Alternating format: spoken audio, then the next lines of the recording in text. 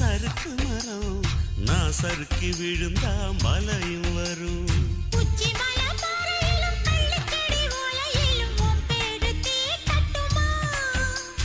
உச்சி முதல் பாதம் வரை ஒன்ன தொட்டு உடம்பெங்கும் கைரேகை சூட்டட்டுமா